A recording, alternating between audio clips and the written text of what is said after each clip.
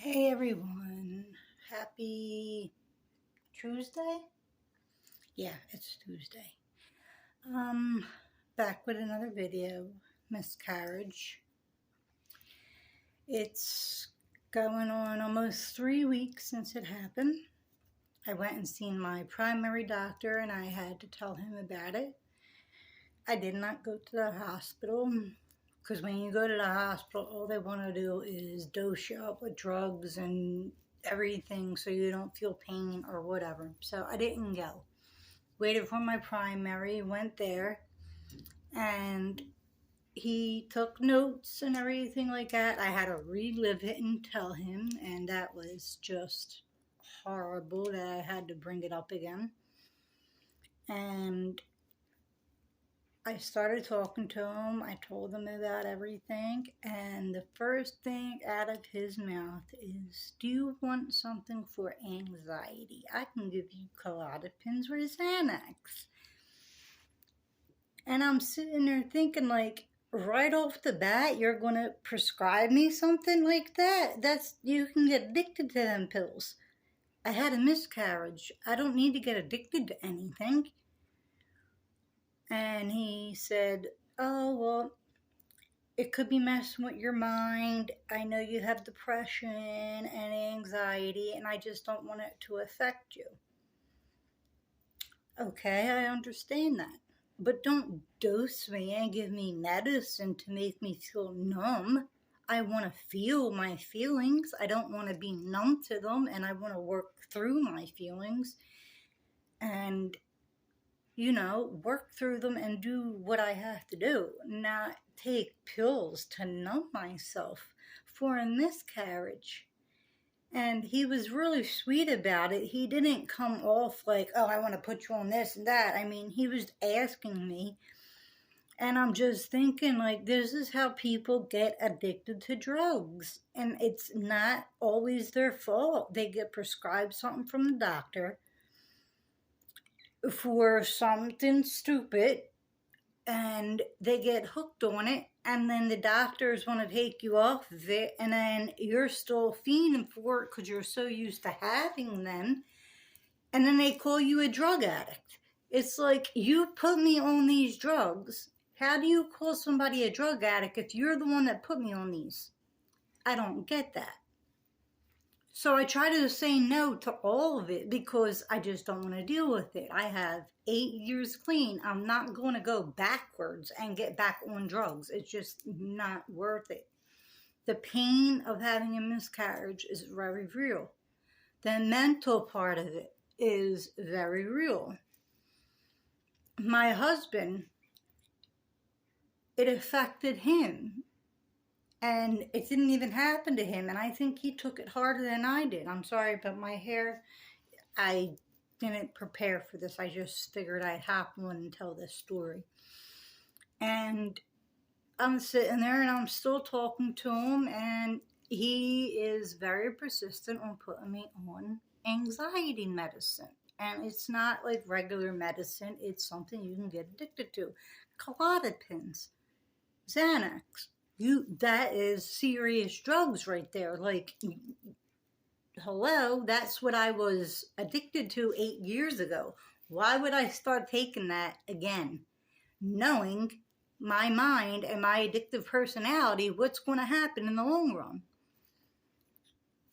My stomach, it does hurt. I still have pains. And I think they're like cramps. And every time I get it, it just reminds me there could have been a baby in there. But I have to get out of that mindset, and I know it. And worst of all, the therapist I was seeing no longer accepts my insurance. So now I have to find another therapist to talk to about this.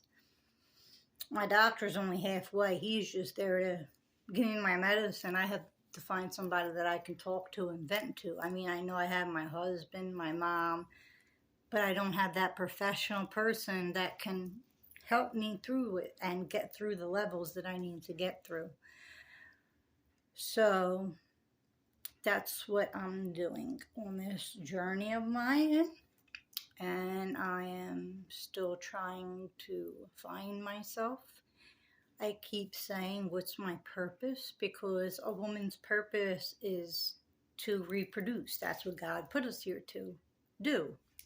I can't reproduce. So in my mind, in the back of my mind, I'm like, what is my purpose? If I can't reproduce, what's the purpose for me? But I did find my purpose, and I'm very happy with my purpose. And my purpose is to be helpful and just to be there for people. And that's what I found out, and I'm very grateful. And I want to be there for everybody. And I have a big heart, and I wear it on my sleeve. And I'm just one of them people that I'm better off fixing other people's problems than I can fix my own. And that's how it's always been.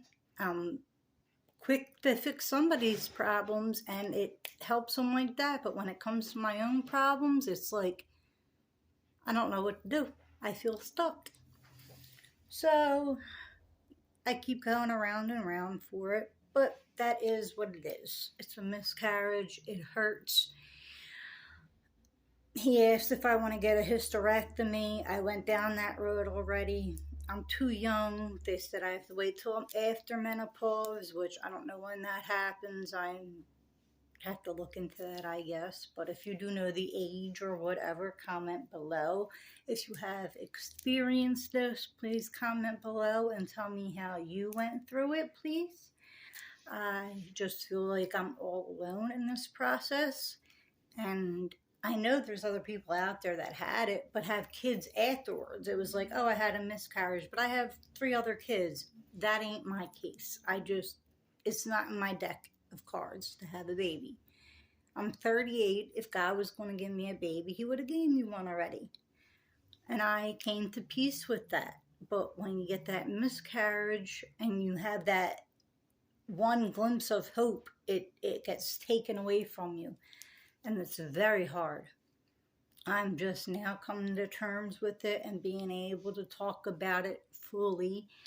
And I just want to reach out to anybody else that's going through that and has had a miscarriage or can't have kids or are in that situation. Please comment below. I would love to interact with you and tell me how you got through it. I would greatly appreciate it. Again, it's me, and I hope you have a happy Tuesday. It's kind of chilly out, so stay warm. And please comment, like, and subscribe. I hope everybody has a blessed day. Bye.